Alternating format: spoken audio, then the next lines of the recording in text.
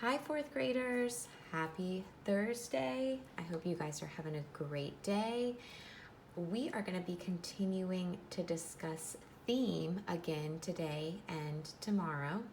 So, yesterday with Miss Todd, you thought of the big idea or the theme with the book Albert, which was a fictional literature text.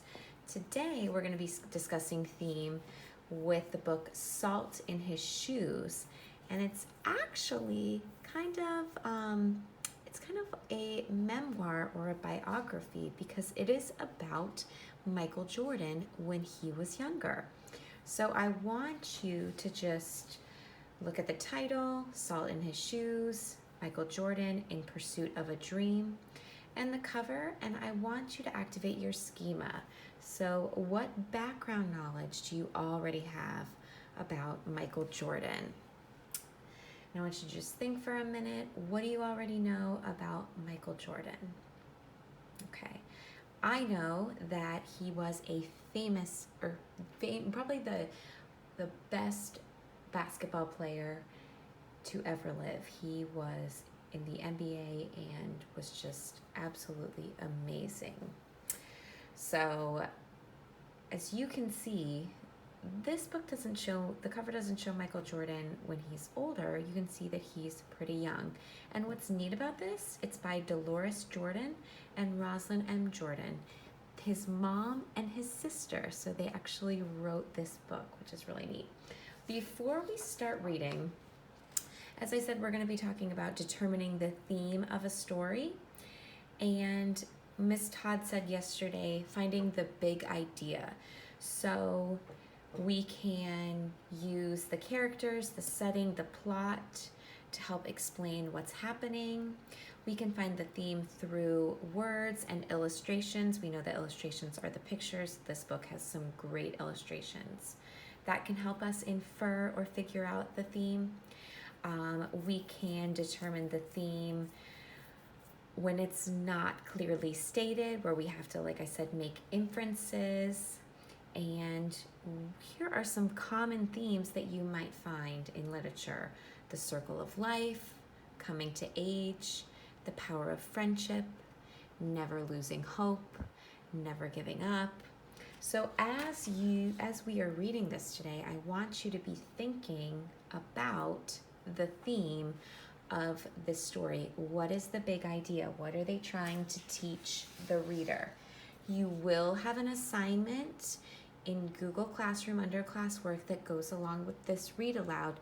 So it's really important that you are paying attention and watching the entire video. I will go over the assignment at the end of the video. All right, let's get started.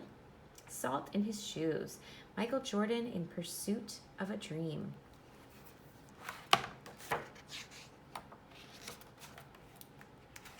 There's a great picture. Michael loved to play basketball. Every Saturday, he followed his older brothers Larry and Ronnie to the park, hoping that they would let him play. And if one of the guys who usually played with them didn't show, they always did. But there was one problem. His name was Mark, and he was the tallest boy on the court. "What's the matter, Mikey? Too short?" Mark flapped his arms in Michael's face.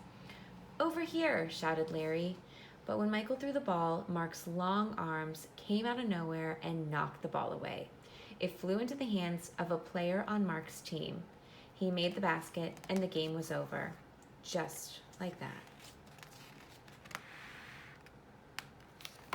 You can see how much taller he is than Michael. "I'm really sorry, guys. If I were taller, that wouldn't have happened." All the way home, Michael apologized, even though no one was mad at him. His older brother, Ronnie, tried to cheer him up. "Look, little brother, you played good today. Don't worry. We'll win next time." When they got home, Michael went into the kitchen where Mama was cooking dinner. He was still disappointed, and she could tell. And we know disappointed means upset. "You guys lost again today, huh?" Michael nodded. He sat quietly for a minute, then said, "Mama, how can I grow taller?"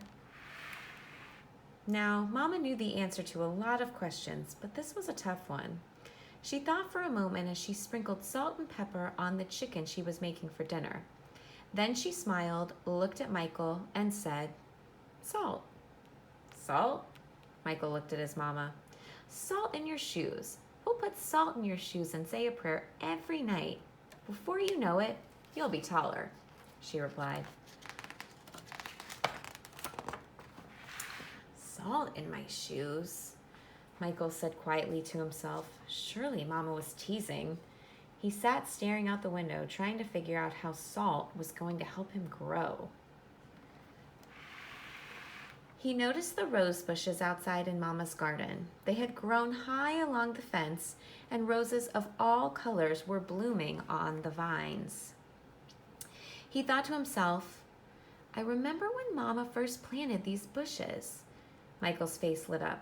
If Mama knows how to make these rose bushes grow taller, then maybe she's right. Maybe salt in my shoes really will help me grow. And I want you to just look right here. Do you notice how some of the words are slanted? We call that italicized. Those words are in italics, and that is what he was thinking. So the font changes to show that those are his thoughts. Growing more excited, Michael twirled around and started asking lots of questions. "Mama, how long will it take? And how tall do you think I'll get?" Smiling, Mama sat down next to him and explained, "In order for this to work, the most important things you have to do are to be patient and listen to what I tell you and say your prayers every night." Listening carefully, Michael shook his head. "Okay, Mama, I'll be patient. But what does saying my prayers have to do with it?" So I have a quick question for you. Why do you think his mama said, "Let's put salt in your shoes"? Do you think she really thinks that putting salt in his shoes is going to help him grow taller? What do you think her logic or her thinking was? You can pause the video if you want to think about that for a minute. Why do you think she said that to Michael? "Everything," Mama replied. She hugged him. "Now go wash up and tell your brothers and sisters to get ready for dinner." Michael dashed out of the kitchen, almost knocking over his father, who was walking in. "What's he up to now?" asked Daddy. "Oh, the usual," laughed Mama. "Chasing a dream." Later, during dinner, Mama noticed that Michael was barely eating anything. He was already daydreaming about being taller. "Michael, first things first, you won't grow if you don't eat, especially your vegetables," Mama said. "But I'm not really hungry," he said. Raising her eyebrows, Mama gave him a stern look. A stern look is like a firm look. Slowly, Michael picked up his fork and began to eat. Minutes later, his plate was clean and he was asking for more. So that stern look really helped. That evening at bedtime, Michael set his favorite game shoes on the floor next to the growth chart hanging on the wall. Then he put on his pajamas and said his prayers and jumped into bed. I don't know if any of you have a growth chart. I know I had one when I was a kid. We just did it on the wall in our bedroom. We didn't have like a whole chart, but we just put tallies with a pencil on the wall. But I think that's pretty cool that he's got his shoes there and he's saying his prayers, and he really is determined to grow taller. When Mama came in, Michael was fast asleep. By the look on his face, she could tell he was already playing basketball in his dreams. You can see what she's doing in the illustration right there. Standing by his bed, Mama sprinkled salt in his shoes. Then she prayed quietly over him as she did all her children. Dear God, please help Michael to be the best he can be and to give his best in all that he does. And Lord, could you please make him just a little bit taller tomorrow than he is today? Thank you. Amen. After that night, Michael wore his favorite game shoes everywhere he went. even to church. And he stopped going to the park with his brothers on Saturdays. Instead, he stayed home and practiced. He wanted to grow a few more inches before he went back to the park.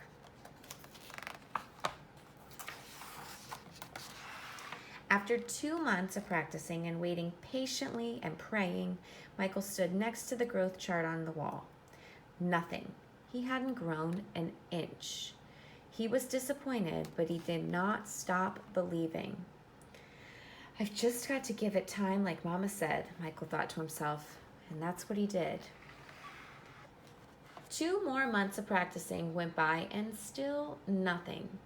Now Michael was becoming a little sad. Not only had he not grown 1 inch, but he also missed playing basketball with Larry and Ronnie. About the only thing he didn't miss was being picked on by Mark. When the next Saturday came, his brothers tried to get Michael to go to the park with them, but he wouldn't budge. Mama had begun to worry. When she saw Michael sitting alone on the steps, she said to Daddy, "Maybe we should go talk to him." So as you can see, I've got a little sticky here. Can you relate or connect to how Michael is feeling right now? Have you ever really wanted something so really bad and you've been practicing and it just hasn't happened yet? Can you relate to how he's feeling? How did you feel when this took place? You can just pause the video and think about that. Make a little connection to how he's feeling. So Daddy went on and sat with Michael. "What's wrong, son? You haven't gone to the park with your brothers for a while now. Are you okay?" Michael didn't say anything at first. Then he looked at Daddy and said, "I thought I would at least be a few inches taller by now. I did everything Mama told me to do, but nothing's happened." "Michael, why do you want to be taller?" Daddy asked. "If I were taller, I'd be a great player and I could help our team win," Michael answered. "But you are a great player, son, and you already have everything it takes to be a winner right in here." Daddy tapped Michael on his chest. "Being taller may help you play a little better, but not as much as practice, determination, and giving your best will. Those are the things that make you a real winner." Michael thought about what Daddy said for a minute. Then suddenly, he jumped up and took off. "Where are you going?" Daddy yelled after him. "I've got a game today, and I'm late," Michael yelled back. "Where do you think he's going?" "I think he's going to the park." When Michael reached the park, the game had started. He sat on the bench hoping he would get a chance to play, and he did. The game was almost over and the score was tied when John, one of the guys on Michael's team, fell and hurt himself. Here was Michael's chance. Michael joined his team in the huddle. A huddle is like when a group of people stand around and they're probably making a plan for what they're going to do next. As they gathered on the sideline for a timeout. "Okay, the game is tied. All we need is 1 point. Who wants to take the shot?" Ronnie asked. He looked in Michael's direction. Feeling more confident than ever, Michael said, "I'll do it." When the whistle blew and the game began again, Mark began to pick on Michael as usual. "Still trying to play with the big boys, huh?" Mark taunted. Taunted is like teased. But Michael paid no attention. Taller or not, he had been practicing, and today he was determined to win. Larry threw the ball inbounds to Michael. Michael caught it, bounced it for a moment, then took off running. As he approached Mark, Michael shifted to his right. Mark followed, but while he was still shifting, Michael spun to his left. He stepped behind Mark and shot. The ball arched far above his opponent's hands and fell silently through the hoop. 2 points. The game was over and Michael's team had won. It was just as Michael had dreamed. When he realized what he had done, Michael took off running and didn't stop until he reached home. And you can kind of see in that picture, he is smaller than the other boys, and they might be a little bit older than him too. Bursting through the door, he shouted, "I did it, Daddy, I did it. I shot right over the tall guy's head and we won the game." Running in behind him, Ronnie and Larry joined the celebration. "That's right, little brother, you did it. You won the game for us." Michael remembered the look that Ronnie gave him during the last time out of the game and said, "No, we won the game, but I was the star." They all laughed. After that day, Mama stopped putting salt in Michael's shoes, but Michael did not stop being patient and working hard and praying. So that must be what made Michael grow to be 6'6" tall, a basketball superstar. And one more interesting fact, I don't know if you all know this, but Michael Jordan is from Wilmington, North Carolina. He grew up here and he went to high school at Laney High School.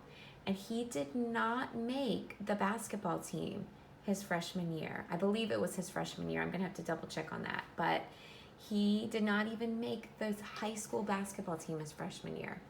As we know, he went on to be a star at UNC Chapel Hill in college. And then he was in the NBA and he played for the Bulls. He was number 23.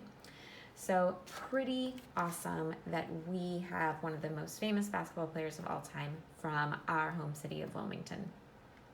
So I want you to think, what was the theme of the story? What was the big idea?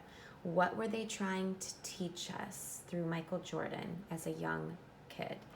And I am going to show you the lesson right now. So this can be found under classwork in your day 9 assignments. It is a Google Doc, and you are going to be finding the theme. So you're going to be answering each question. Please type your answers in the boxes below. There are 5 questions, and be sure to read number 5 carefully. It has 2 parts. So I want you can go back and use the read aloud on YouTube to help you. You can pause it throughout the read aloud. I do want you to try to answer incomplete sentences. So I want you to try to wrap the question in your sentence. So for example, number 1 says, "In your own words, please describe the theme of the book, Salt in His Shoes." So you would start your answer with, "The theme of this book was," and I want you to finish the sentence telling me what the theme is, and then end with a period. So you're doing that for every question, okay? I really enjoyed reading this book to you, and I really enjoyed learning more about him. All right, see you guys later.